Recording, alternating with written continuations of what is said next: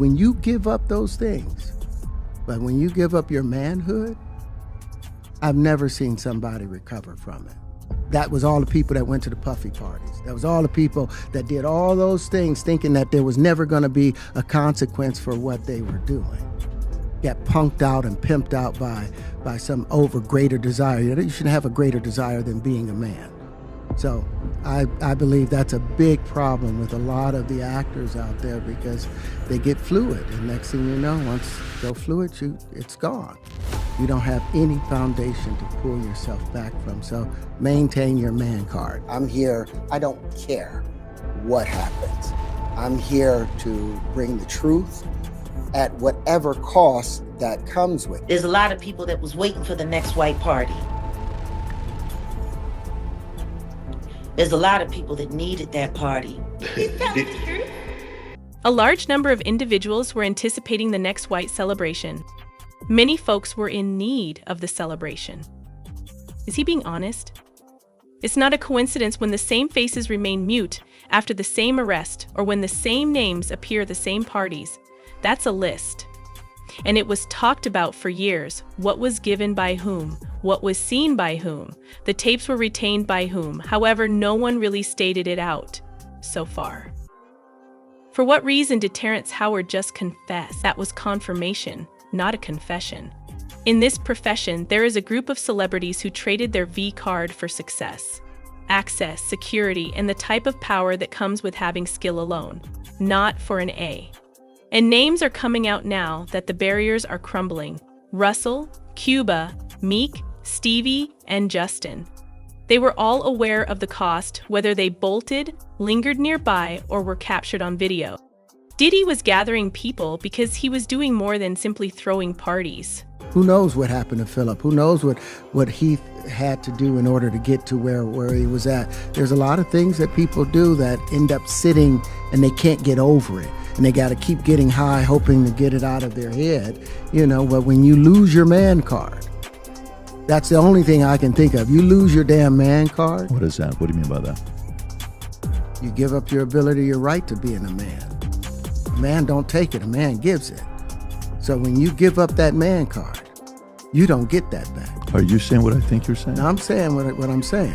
You don't get that back. You come into this world as a man one time. You give up that right for anything, for fear of being hurt, fear of somebody doing something, for wanting to gain something. When you give up that man card right, you lose. Terrence spoke names, even though he didn't have to.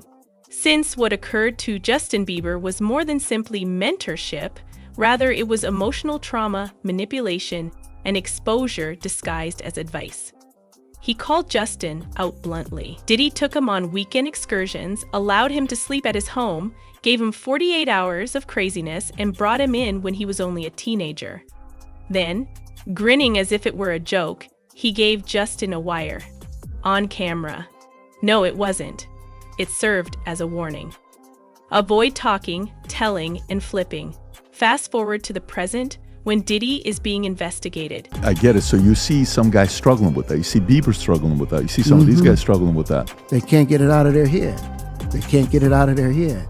The things that they did, no matter how they did it, whether they were drunk or high or whatever, you gave up your man card. You need therapy. And that's the thing that hurts them the most. And so they end up on drugs, end up every way to try and get rid of any principles there are. And that's what the business does. And the women that trade their bodies to go and get the role, they get to the point where they have their Oscar, they have their money, but they don't have their dream. They don't have the soul that they started with. So it's like achieving don't mean anything. Bieber remained with Diddy clean. He left feeling tormented by what he had to give up and the things he had been ordered to do. And Bieber's quiet suddenly makes sense now that Diddy's company is on fire. Here's what folks don't realize about the true operation of this. Notoriety in Hollywood doesn't simply happen. It's physically manicured, gate-kept, and channeled. Instead of discussing theory, Terrence Howard described a pipeline in which men sacrificed their bodies, souls, and dignity in order to purchase a place at the table. Usher, the next person on the list, was the one who opened the door for Justin Bieber, even if he didn't pick that. Usher's career came to a standstill after his second album failed. He needed a resurgence. And Diddy already had what Usher needed, deep within the machine. Get in. However, nothing is free in that world. Usher paid in silence, according to sources. He became intimate with Diddy, and he took Justin in with him when the time came. Youthful, marketable, perfect, unaware. Diddy checking Bieber for a wire in that widely shared video. It was procedure, it wasn't paranoia. Because Bieber was unable to escape what he may have seen or been coerced into. And why would it? Diddy had a whole structure in place to stop it, so he wasn't acting alone. We now know why Usher refused to let Puffy Flavor Camp have his children. What is the following name on this list? Campbell Naomi. She referred to Diddy as her brother, publicly lauded him, and privately hosted his parties. However, she erased all traces of him as soon as the news articles appeared. Like Janet Jackson, it was a strategic erase rather than a denial or defense. Not only did Naomi attend Diddy's most private events, but she was a regular member of his inner circle, controlling the optics, hosting, and handpicking. Weeks before the Cassie lawsuit, she held his 53rd birthday party in London, and immediately thereafter, all of the pictures disappeared. However, things grow murkier at this point, since Naomi had more than just business relationships with Diddy. Rumor has long circulated that she voluntarily handed Diddy her own V-card. She began bringing others in when she got in. Earls who wanted in, young aspirant models. In a very perverse sense, she and Diddy were brother and sister, as her past indicates. Let's begin there, since Naomi Campbell was prosecuted for throwing a phone at one of her workers. After entering a guilty plea to Reckless A, Naomi was given a 5-day community service term and an anger management course. Are you just a petulant diva who wants things her own way, and if you don't get things your own way, you feel you have the right to throw things? So let's start there, because Naomi Campbell was taken to court because she threw a phone at one of her employees. Naomi pleaded guilty to reckless, which sentenced her to 5 days of community service and an anger management class, which it seems like she might need a few of those. To the housekeeper who you allegedly threw a phone at? I never had a Jordan-crusted BlackBerry in my life, by the way. Okay, but did you throw something at her? Yeah, I threw the phone. You threw the phone? Yeah. Okay. Tell me what it is in you that thinks you can throw a phone at someone. It's like basically I would see red after asking for so many times, and I just feel... Asking for what? Asking for whatever it is I was asking for. A pair of jeans, we hear. Actually, it wasn't jeans. It wasn't jeans. I was very seasick on this boat. You were seasick on that boat? Oh, I was, yeah. remember. I don't tell people. Like, I didn't, especially in the beginning of my career. I just say, I'm just taking a nap. Really, I wanted to throw up. Okay. Yeah. So I was laying down on this little plank thing. Yeah, that boat shot there. I was laying down on a plank. laying down on a pillow. Yeah. And you came and you sat down next to me. And I think you let me put my head in your lap, or you put my feet on your lap. Right. And you're like, sweetie, are you okay? Are you okay? And I said, actually, yeah, I'm okay. I'm okay. And then you said, I have to ask you something. Right. See, I remember this because I was so new and young. You said, I have to ask you something. Do they try to make you look like me? Right. And I said, I don't know about so much now, but in LA, yeah, they really did with the little short black wigs that. and You stuff. told me that, yeah, yes. I remember. And Naomi, you got up, pushed me away and said, yeah, I thought so. And you turned. I did. You went from the sweetest woman that was giving me vitamins to someone that terrified me on that trip. Oh my God. And understandable, I can understand. I was told on that trip that I was sent home because you don't want me there anymore. So I didn't finish that trip. Powered by individuals like Ron Burkle, Ora Spotto, and Epstein, who are all a part of her extensive elite network, she is connected via her worldwide fashion reach. These names weren't chosen at random. Burkle, Epstein associate, Diddy's children's godfather on the flight records. The mafia fixer Spotto is said to have used Genevieve's muscle to subdue her stalkers. According to emails that Epstein disclosed, she referred to him as a dear buddy. Did you know who he was? Yes, I knew him. I was introduced to him on my 31st birthday by my ex-boyfriend Flavio. He was always front and center at Victoria's Secret shows. Did you suspect what he was doing? No. And what he's done is indefensible. And when I heard of what he'd done, it sickened me to my stomach, just like everybody else. because I've had my fair share of predators, and thank God that I had good people around me that protected me from this. I mean, right now I stand with the victims. I can't, they're scarred for life. For life.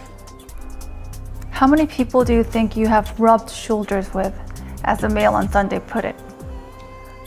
I've rubbed shoulders with hundreds of thousands of people. I mean, I find it extraordinary that of all the hundreds of thousands of people that I've stood next to take a picture at a public event, they've only chosen these few. It's going to be very difficult to be photographed at public events because you're going to think if you do take a picture, it's going to be taken out of context and used in a negative way. So it's going to be sad for everybody. War crimes, blood jewels, mafia dealings, and now the Diddy aftermath have all been part of Naomi's career. She is still standing, too. The next one may surprise you, but it's really rather simple if you can read between the lines. Stevie J. What no one wants to say aloud is this. Despite their tight relationship, Stevie J is not standing up for Diddy. He has no choice except to defend Diddy. Stevie wasn't even permitted to be near Diddy while Biggie was alive, according to Gene Deal himself. He was an inner circle. I know Stevie J better than I know 50. I used to bodyguard Stevie J. You understand? I was his personal bodyguard at the time when he used to move around in New York City. Stevie J at one time was like a little nephew to me. You know what I'm saying? When he was working up at Bad Boy, making all those hits. You know what I'm saying? Me, BX Murder, being around Wolf, all of us. Stevie J, when Puff had ostracized him and wasn't dealing with him no more, I was still looking out for Stevie, being around Stevie the whole 9 yards. I know Stevie J, to answer your question, very well. I don't know when he became a gangster. He was talking all that gangster stuff and about 50 and what he'll do and how he was never that type of dude, bro, man. That's them drugs, man. That is them drugs. Stevie J better set his little down. He'd be the first nigga in the church. Everybody be come looking at him, and he wouldn't be making a sound. Do you understand me? He'll be the first in the church, dressed better than everybody, and wouldn't be making a sound. Everybody be coming to see him. He ain't no gangster. He needs to stop that, bro. He talking to people who was in the streets that was gangsters. And I'm just giving him like a formal, chastising to somebody that once used to care about him. It's the drugs, bro. You know what I'm saying? 50 the type of dude that he don't want to mess with like that. He talking about he want to fight 50. Listen here, I'm taking all them bets. I'm putting my money on 50. You understand? My house, my car, whatever I got, jewelry, whatever. You understand? 50 whoop his ass on the way to a real fight. That's them drugs, man. If that ain't drugs that kid is taking that got him talking like that, man, the Pope ain't Catholic and the pig ain't pork. He's out of his mind, man. See, they got all kinds of cocaine now. They taking the pink cocaine, what the flavor, different cocaine, bro. Stevie J is out of his mind. Rumors began to circulate that Diddy and Stevie were involved, more than just pals, and that Diddy had footage, not only for control, but also for insurance. According to court documents, Diddy showed Lil Rod, a young, enthusiastic producer who looked up to Stevie J and A-Tape. When it came time to dispel that adoration, Diddy didn't only say it, he pushed play. This kid looked up to Stevie J. Now, what if Puff told him that was Stevie J in the tape? And the guy looked like Stevie J. He did facial, his face was fixed like he was doing some of the faces Stevie J be making. You understand? So now, the kid could have been drunk, kid could have been high. He was like, yo, Puff could have been like, yo, you talking about, this is somebody you admire? Look what he doing. This Stevie J right here.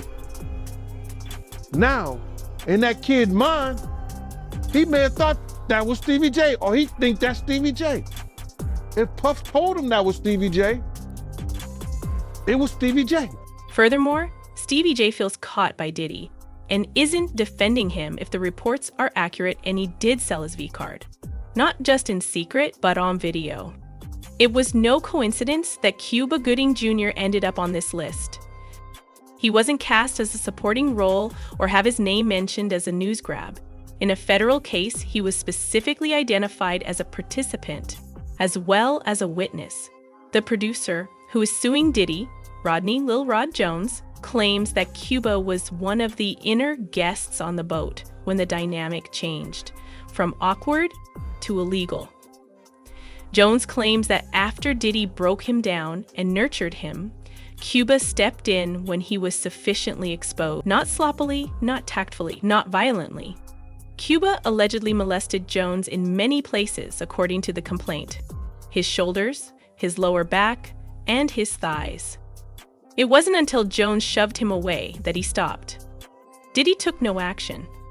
It wasn't until Jones shoved him away that he stopped. Diddy took no action. He made no inquiries. He allowed it to happen as he stood there. Because that was the goal. If this lawsuit is telling the truth, this was no coincidence. This was a ritual. Cuban Gooding Jr. was so close to that man. I would thought that was his lady. That's how close he was to him. And then his hands all on his leg and everything. It was crazy, bro. I don't even believe that. So when you see Cuban Gooding fighting a case here in New York, when he said the girl was saying that he was groping her and everything like that, I'm glad they didn't show that picture at his trial. Now, Cuba's defense is to pretend he barely knows Diddy, says they met through a girlfriend, claims he doesn't know anything about what Diddy's going through. But if you're on someone's yacht, in someone's inner circle, touching someone's employee in the middle of an act trafficking lawsuit, you're not a +1. You're part of the machine. The real weight of this allegation isn't just the growth, it's the pattern, the dynamic. The fact that Diddy allegedly passed Jones to Cuba like an object, and that Cuba accepted the handoff like he'd done it before. That's what this case keeps revealing. Not one attacker, not one victim, but a system where exploitation was socialized, ritualized, and passed around the room like champagne, and everyone played a role. Cuba didn't just give up his V card. He sold it, used it, and according to these court documents, weaponized it against someone who looked up to him. And when it came time to explain it, he disappeared behind the same line they always use. I don't know anything, I was barely involved, but when the cameras are off and the lawsuit's filed, that line doesn't hold, because people like Cuba weren't just there, they were chosen. Terrence Howard didn't just hint, he didn't elude. He sat down in front of a camera and laid it out. Name by name, system by system, sacrifice by sacrifice. And now, the fallout's coming for him. You speak on Diddy, Usher, Cuba, Naomi, and you don't get invited back to the Emmys. You get threats, whispers, people trying to paint you as unstable, delusional, bitter, trying to erase you before the audience connects the dots. Word is, some of the names he called out have been scrambling behind the scenes. Lawyers circling, PR teams flipping, execs calling in favors to make sure Terrence doesn't get another mic, another deal, another platform. And he knows it. That's why he went back online, not to apologize, but to tell them exactly what to expect. And because Terrence isn't hiding, he's daring them to prove him wrong. Listen, before y'all talk about me, y'all need to talk to me. You see, once upon a time, if a man questioned another man's honor, he didn't do it from the shadows. He had to do it out in the open, with his name, his chest out, and his chin high. Not hiding behind a keyboard or tucked behind editing clips of fair use disclaimers. You see, citing Section 107 of the Copyright Act does not give you free rein to defame, misrepresent, or harm another's reputation. Fair use is not a shield for character assassination. So here's the simple truth. If you take my words, my image, my ideas, and twist them to feed your fear and inflate your ego, if you profit off of my name while calling me a liar, then be prepared to stand behind your accusations. Because in the old world, men didn't hide behind anything. When they spoke against someone, they had to speak it with their whole being.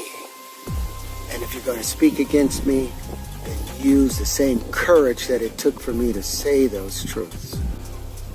Man to man, eye to eye, integrity and in truth. I've spent a lifetime earning the right to speak with the conviction about these truths that I speak. So if you want to tear that down, have the decency to come and say it directly to my face. And say it like a man. If you're going to talk about the geometry, have other geometries to argue against it. If you're going to talk about the supersymmetry, speak of other supersymmetries that would work against it. If you're going to talk about the white papers, provide your own white paper as an argument to argue against the equations or the conclusions. But we're going to do this respectfully, otherwise we'll end in a duel. And I mean a duel, real life duel, where only one person walks away. We can meet with guns, bottles, knives, or books and equations. But we're going to do this like men. So, Because when someone's already lost Hollywood, when the money's dried up and the handlers walked away, they become dangerous. Not because they're reckless, but because they're finally free. Terrence isn't pitching a role, he's drawing a line. And the people he just called out,